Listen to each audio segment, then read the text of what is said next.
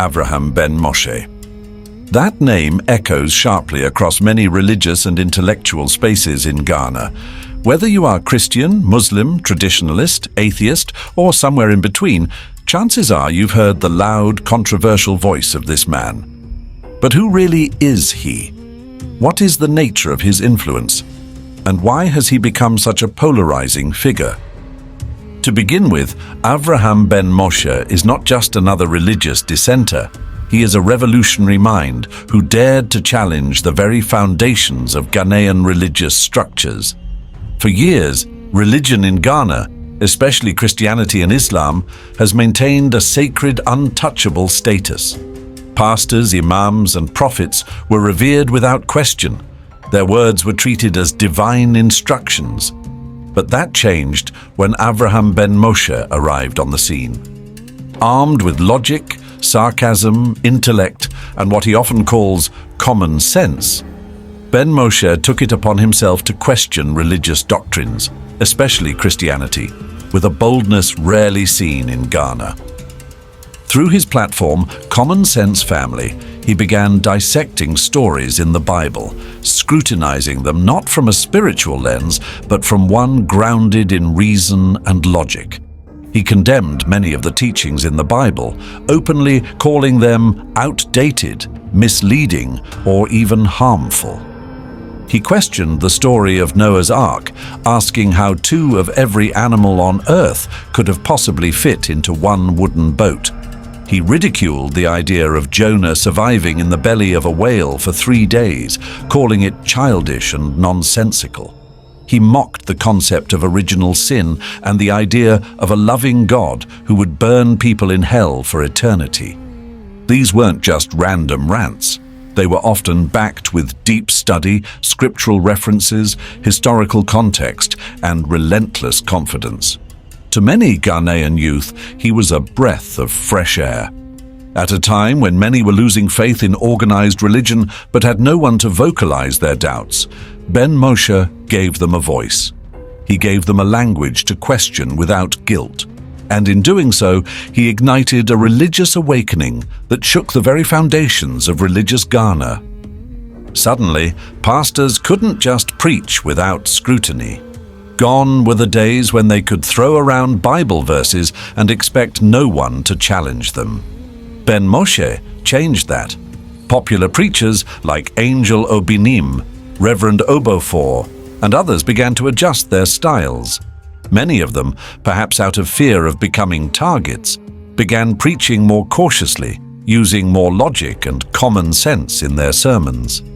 Some pastors even adopted phrases from Ben Moshe's debates, subtly blending reason into their messages.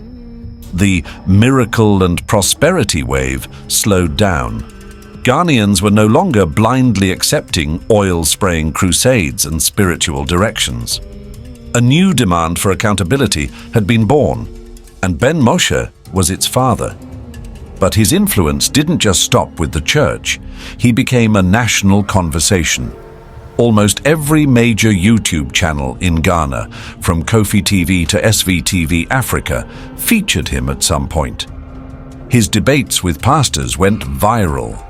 His shows sparked heated discussions in homes, classrooms, universities, marketplaces, and even churches themselves.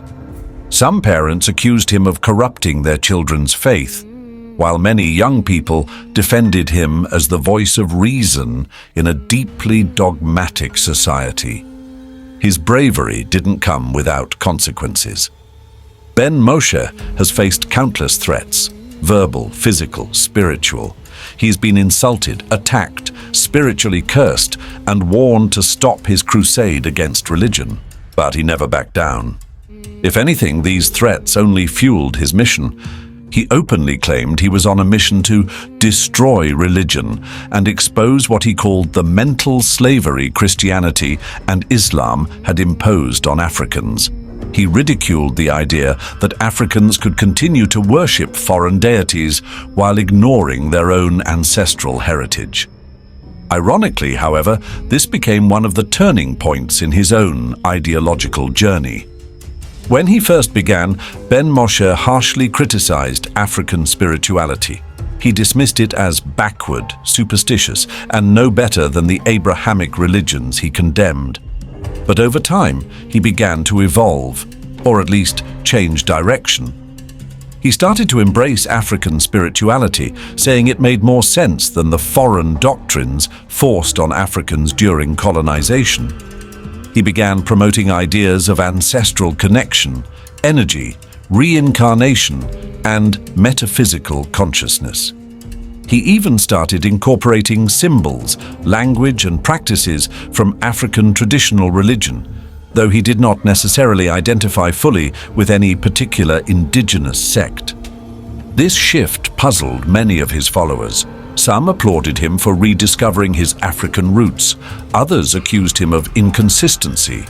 And it is true, Ben Moshe is not consistent in his beliefs. At one moment, he passionately argues against the idea of any life after death. The next, he talks about reincarnation and spiritual energy. Once a fierce critic of ancestors and traditional beliefs, he now says there's wisdom in ancestral practices. His journey is unpredictable. This makes him both fascinating and frustrating to follow. Some members of his common sense family became divided. They couldn't keep up with his shifting ideologies. A few accused him of being attention-hungry, of switching his beliefs just to stay relevant.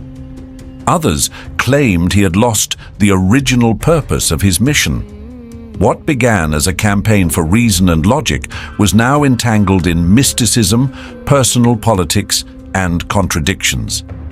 Indeed, his involvement in politics didn't help his case either. At several points in his career, Ben Moshe became vocal about political matters in Ghana.